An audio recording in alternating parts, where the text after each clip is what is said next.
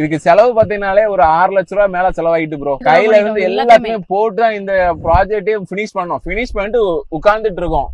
இல்ல எப்படி நம்ம ஆல் இந்தியா போறதுக்கு? ஏன்னா போகணும்னா கண்டிப்பா 1 லட்சம் ரூபாய் தேவைப்படும். எப்படி பார்த்தாலும் 1 லட்சம் ரூபாய் இருந்தாதான் நம்ம கம்மியா செலவு பண்ணாலுமே செலவே பண்ணட்டாலும் கையில கண்டிப்பா 1 லட்சம் ரூபாய் இருக்கணும் ப்ரோ. டீசல் இருக்கு நமக்கு. சோ நம்ம வந்து 5000 கிலோமீட்டர் 10,000 கிலோமீட்டர் நம்ம ரவுண்ட் ஆகி வரும்போது அப் அண்ட் டவுன் சேர்த்து பார்க்கும்போது உங்களுக்கு 15 கிட்ட வந்துடும். சோ அதை பார்க்கணும். ஆனாலுமே இப்போ வந்து எங்க வீட்டுல எங்க மாமி வந்து சப்போர்ட் பண்றாங்க.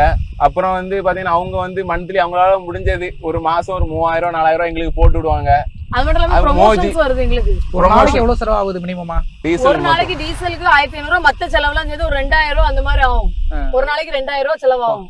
டெய்லி இப்படி ஆயிட்டு இருக்கு. ஆனா இப்போதைக்கு ப்ரமோஷன்ஸ் கோஆபரேஷன் அந்த மாதிரி வச்சுதான் போயிட்டு இருக்கு. இப்ப என்ன பிளான்? எதை நோக்கி இப்ப பயணிச்சிட்டு இருக்கீங்க? இப்போ நாங்க வந்து இந்த வேன் லைஃப்லயே வாழ்ந்து காட்டணும்.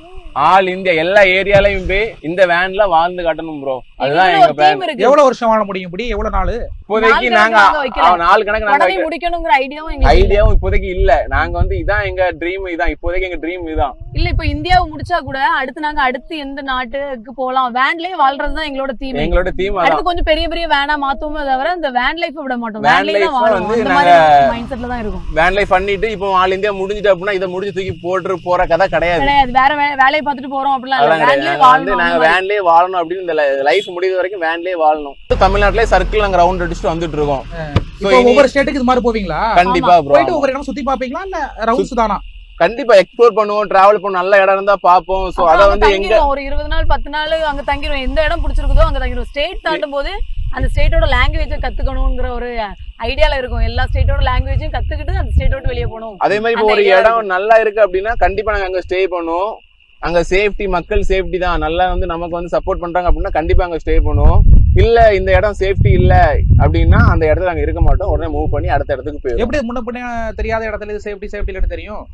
நாங்க போயிட்டு அங்க அந்த மக்கள் வந்து நம்ம அப்ரோச் பண்ற விதம் நாங்க பார்த்தாலும் நமக்கு ஒரு இது இருக்கும்ல ப்ரோ, ஒரு கெஸ்ஸிங் இருக்கும்.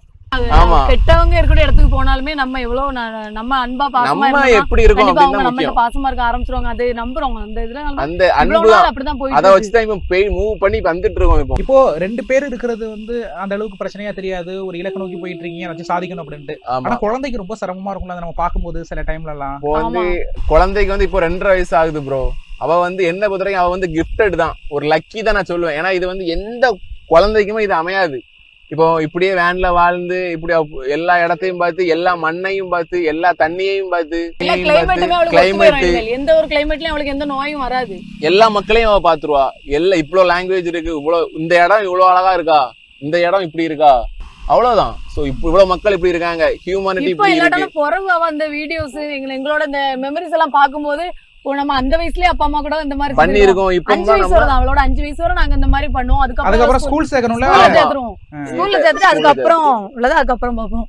அப்புறம் இதுலயே டிராவல்லே மேடம் பழகி போயிட்டு போறாங்க. ஆமா, அப்படியே பழகாலும் ஒண்ணும் பிரச்சனை இல்ல ப்ரோ. குழந்தை தானே வளரட்டும். முடிச்சதுக்கு அப்புறம் அவ லைஃப் டிராவல் போனா கூட ஒண்ணும் பிரச்சனை இல்ல. அவளுக்கு எது வருதோ அது பண்ணட்டும் ப்ரோ. இப்போதைக்கு இது வந்து எங்க ட்ரீம், எங்க ப்ராஜெக்ட், அதனால நாங்க இதை பண்றோம்.